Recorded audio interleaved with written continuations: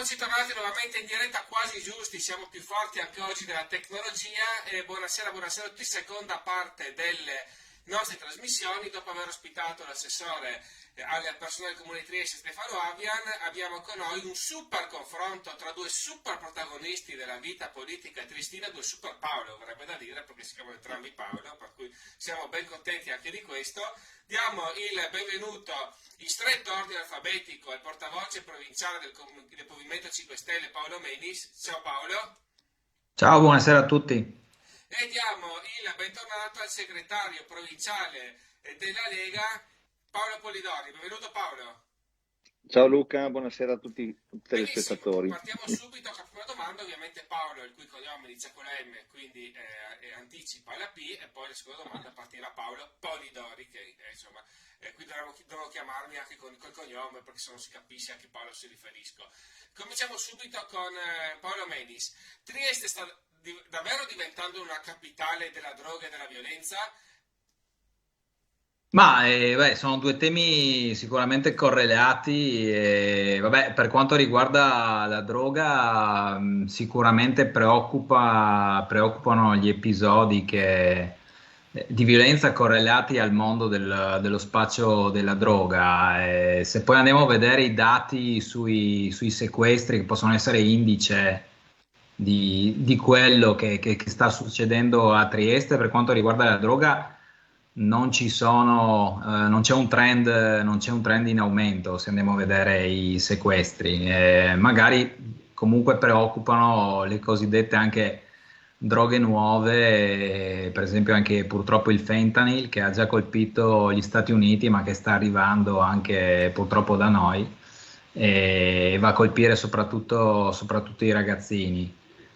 Sulla violenza, vabbè, in 2 minuti è un po' difficile per il momento discutere appieno questo tema. C'è il tema delle zone rosse. Adesso il 31 marzo vedremo quali saranno i dati conclusivi di questi quasi 3 mesi di sperimentazione, anche se poi trarre delle conclusioni su dei dati che verranno, appunto, sono relativi a un periodo così stretto, dal punto di vista proprio oggettivo, secondo me sarà un po' difficile, appunto, trarre delle conclusioni. Anche perché sono degli strumenti nuovi, e quindi raffrontarli con il passato diventa complesso. Bisognerebbe andare poi a comparare gli episodi di violenza che si sono verificati in quelle zone prima dell'istituzione delle zone rosse e quanto accaduto in questi 2 mesi e mezzo, poco più.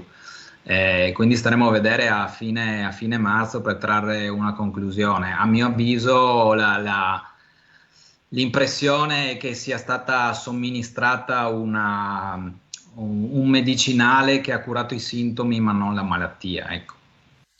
Paolo Polidori.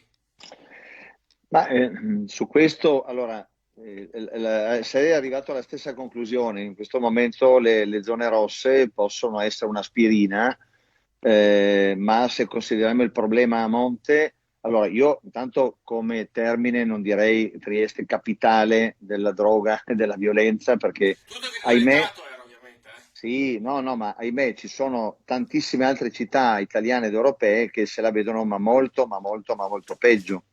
Quello che ovviamente non è che per questo bisogna essere contenti, perché sicuramente c'è un incremento di entrambe. Io vedo soprattutto un incremento della violenza da strada, quindi non a livello di crimini efferati, ma a livello proprio di mancanza di regole, mancanza di controlli di certe zone, perché sono talmente invase da gente poco per bene, da bande di cosiddetti maranza, no?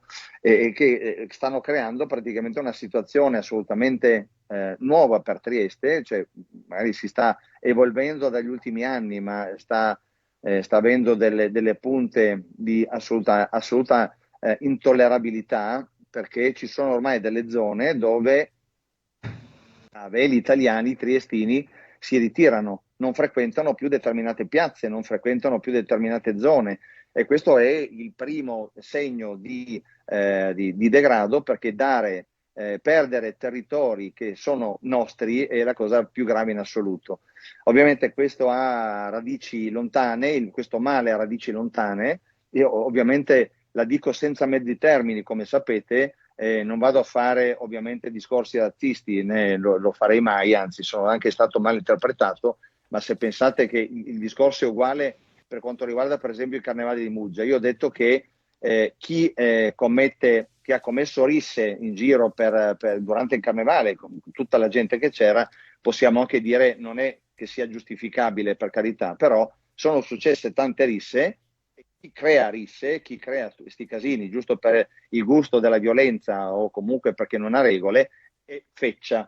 D'altra parte dico, nel momento in cui il 90% di tutti questi episodi è stato causato da minori stranieri, allora non dico, non c'è il sillogismo per cui gli stranieri sono feccia, ma è vero che la maggioranza di tutte le risse è stata causata da stranieri.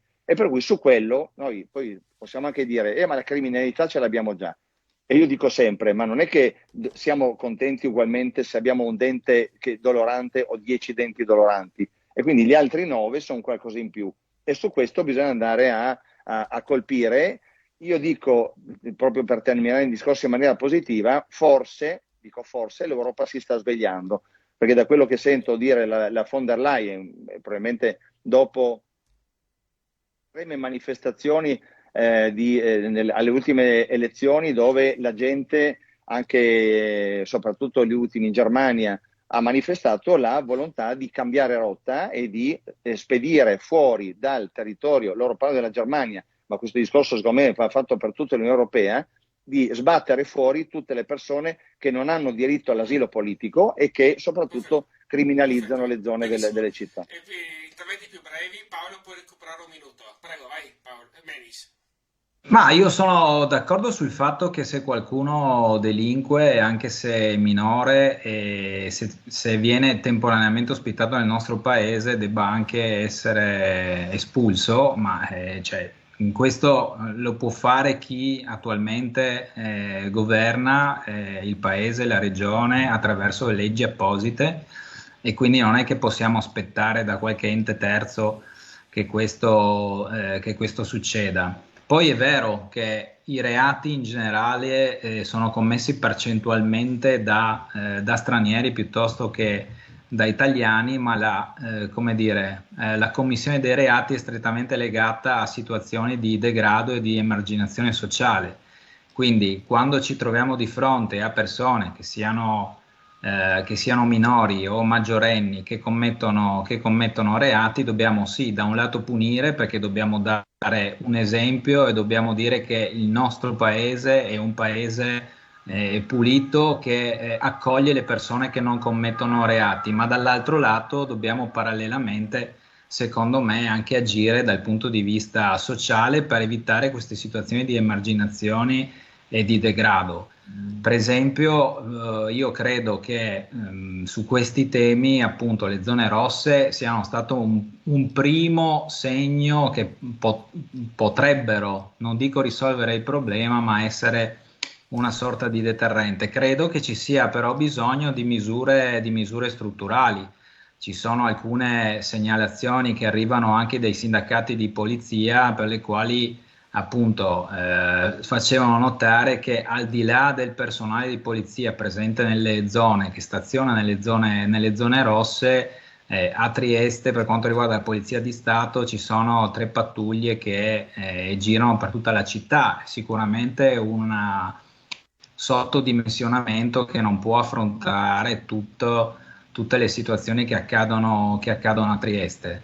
Dall'altro lato bisogna anche agire con altre figure. Secondo noi oggi, tra l'altro, è stata presentata in commissione consigliare nel comune di Trieste una mozione della nostra consigliera comunale Alessandra Richetti, che chiede l'istituzione, tra le altre cose, anche del vigile di quartiere, proprio perché al di là poi della repressione abbiamo bisogno di sentinelle sparse sul territorio che riescano anche a percepire, a intervenire su quelle situazioni di emarginazione sociale e di degrado, perché solo così possiamo, secondo me, creare delle operazioni e degli interventi strutturali per andare verso una città di Trieste più sicura.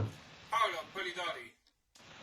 Ma allora prendo spunto da quest'ultima considerazione sul vigile di quartiere, condivisibile in un tessuto sociale e di sicurezza relativamente elevato, sicuramente più elevato di quello che è ora Trieste. Inserire una persona all'interno di un contesto dove praticamente ci sono bande di ubriachi, di gente che gira col coltello, di zone dove non puoi praticamente passare se non velocemente con la macchina, è già una zona degradata, e quindi la questione, secondo me, anche in questo caso non va a risolvere il problema.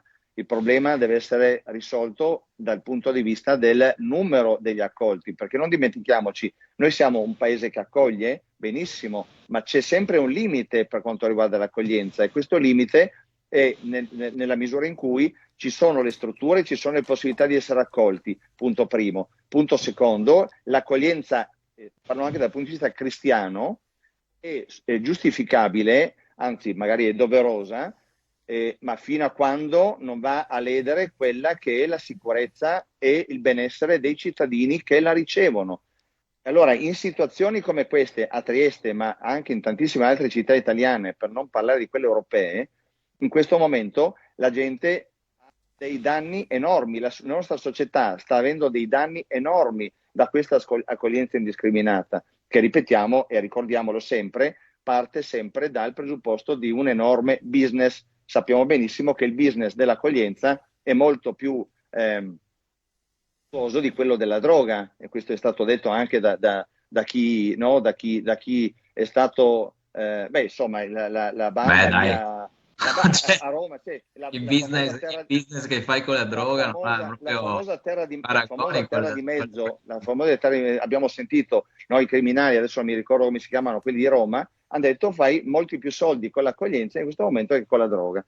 Per cui, ma anche se non fosse vero, Paolo, cioè, è un business colossale, e sappiamo, abbiamo soltanto un minimo sentore. Io sempre ricordo che solo per la provincia di Trieste, quando si parlava di mettere a bando, no, con i vari ICS e Caritas la questione dell'accoglienza, si parla di 12-13 milioni all'anno soltanto per quanto riguarda la provincia di Trieste, che è piccolissima. Figuriamoci all'interno, a livello Italia o per quanto riguarda l'intera Europa, di che cosa stiamo parlando. Però i Quindi costi se non sono, si però va i a costi sono monte, maggiori se non gestisci questa cosa. Cioè, nel senso che una volta che bisogna essere, secondo me, molto pragmatici, le persone che sono qua, no? E non riesci perché hanno diritto di stare qua, oppure non riesci ad espellerle perché hanno commesso dei reati, restano sul territorio. Se tu non gestisci questa situazione, gli effetti negativi sono peggiori. E si è visto in tantissime situazioni, soprattutto a Trieste. Cioè, non è un caso che a Trieste gli episodi di violenza e criminalità da parte anche di minori stranieri sono aumentati, no? Quindi, perché secondo me, cioè, il cane che si morde la coda. Se questa cosa non la gestisci in qualche modo, cioè se pragmaticamente queste persone restano sul territorio e non riesci a gestirle, a mandarle in qualche altra parte in Europa, oppure espellerle perché hanno commesso reati o perché non hanno diritto di stare qua, devi gestirli. Altrimenti avremo sempre più criminalità e avremo sempre più violenza. Cioè, mi sembra sono dei dati abbastanza oggettivi, no? sì, però parliamo di regole di ingaggio, parliamo del fatto che il numero è troppo elevato, parliamo del fatto che dovrebbero essere delle regole anche dal punto di vista giuridico, perché se facciamo riferimento al centro in Albania, sul quale adesso stiamo aspettando comunque la sentenza della Corte europea, no, che stabilisca l'effettiva possibilità di utilizzare un sistema di deterrenza, se vogliamo anche, e non solo di espulsione. Allora, se cominciamo a pensare che forse a misure estreme, a mali estremi ci vogliono misure estreme, quindi lasciamo perdere l'accoglienza, siamo ben oltre la possibilità di accogliere. Quindi nel momento in cui ci si mette anche la magistratura che volente o nolente comunque si sta mettendo Ma in la mezzo, magistratura e applica la questo, legge Paolo, esistente, sì, cioè non ho puoi capito, contestare però fino a un certo la punto, decisione della fino a un certo, magistratura su quel... sì, ma le leggi le fa il Parlamento, Paolo, le leggi appunto, le fa il appunto Parlamento. Allora, il cambiatele, Parlamento cambia le leggi, cambiatele. l'Unione Europea deve cambiare le leggi, e per cui ci si sta forse in questo Ma momento siete al risvegliando a livello governo. europeo. Ho capito che siamo al governo. Io dico, forse magari bisogna avere anche un po' di più coraggio per cambiare le regole, ok? E questo se vogliamo, è un pungolo che faccio al Parlamento, nel senso che forse bisogna avere un po' di più coraggio. Si sta lavorando per risolvere la situazione, nessuno si aspetta che si risolva tutto in qualche mese, perché ci si sta lavorando. Col centro in Albania si è provato, no, in più volte, no, e Ma non fino è a la questo momento soluzione, non è dai, stato un quella, la sai successo. anche tu, No, dai. quello lì è uno dei deterrenti, perché nel momento in cui Vabbè, sai che nel momento in cui entri in Unione temporaneamente Europea, porti delle persone se, in Albania che poi devono essere riportate in Italia. Cioè non è che da lì le espelli. no, in No. questo momento vengono riportati in Italia perché i giudici No, no, vengono riportati in Italia perché c'è stato l'intervento della magistratura, ma anche se qualora appunto, funzionasse, oltre cosa che a sto dicendo? spendere, Allora devi se cambiare non le sbaglio, regole, 8 miliardi per per quella è quell'intervento, l'anticamera per espellere le persone. Ok, devono quindi alla essere fine riportate comunque in parliamo del... Italia, anche se poi vengono espulse. Ma dove sta scritto, Paolo? Allora, se partiamo da zero, io e te dobbiamo fare Verifica. i legislatori io e te. Non ci sono leggi. A questo punto io dico, per me la legge assoluta è quella che se uno entra, a parte che se entra senza documenti non lo fai entrare perché c'è reato di clandestinità. Se uno commette reati lo sbatti fuori e lo rimandi al paese di origine, e Ma se magari poi, a fargli scontare la pena nel se puoi paese di sbatterlo origine. fuori, non serve farlo passare per l'Albania, eh. Cioè, è stata una misura Certo. colorita da parte del governo Ma Meloni per non è dire li colorita, mandate in Albania. è un modo in questo momento per affrontare, per rendere meno pesante una situazione, per avere un deterrente, perché chissà che se entra in maniera illegale, non ha diritto all'asilo e si Ah, trova in un centro di espulsione, può trovarsi un magari ci centro di pensa. espulsione anche in Italia, cioè, Magari ci se hai la pensa due possibilità di volte, ma mandarlo lascia fuori. perdere, ma può essere Italia, può essere Gradisca, può essere l'Albania, non c'entra niente, non cambia niente. E siamo Beh, d'accordo. cambia. Cambia, Perché perché, in perché Albania abbiamo speso quanti? 8 miliardi per costruire.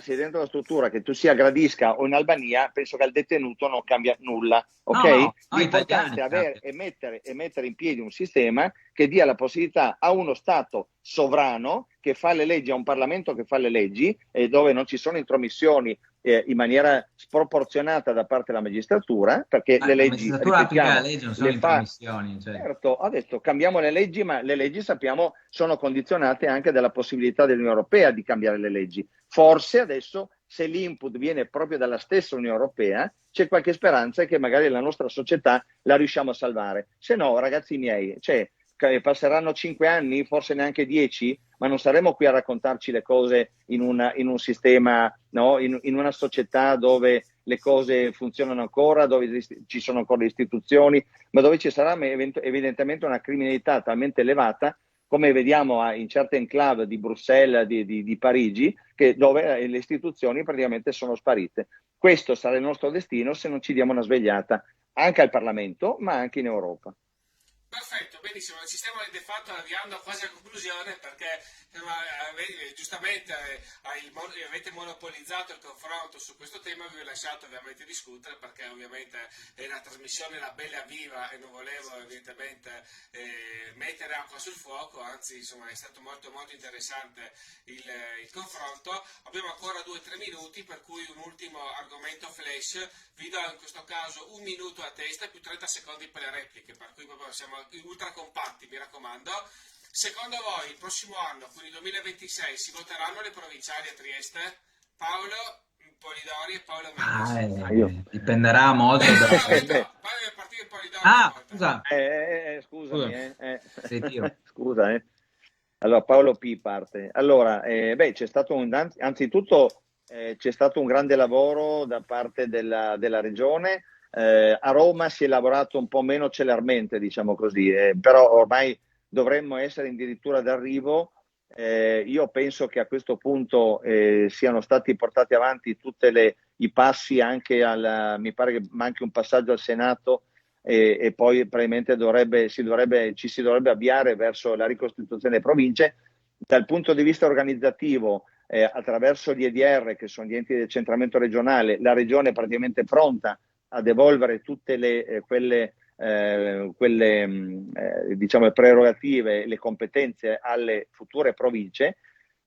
Io dico solo in linea di principio, dobbiamo rivedere una stortura che è stata creata dalla Serracchiani nel momento in cui Renzi le aveva detto da Presidente del Consiglio, ma aboliamo le province, poi la Serracchiani è stata brava, ha fatto il compitino e le ha tolte. Dall'altra parte c'è stato un referendum che le ha tenute in tutto il resto d'Italia, per cui è necessario assolutamente avere un ente di secondo grado tra le regioni e i comuni. Esiste in tutto il mondo e per cui dal punto di vista politico io dico che è una cosa assolutamente necessaria, forse l'hanno capita tutti e quindi nel 2026 secondo me si potrà andare a votare. No, la domanda era se si voterà nel 2026, non se sono utili o meno, questa è la domanda. Prego, Certo, e quindi ho concluso in questo modo, dicendo che secondo me sì.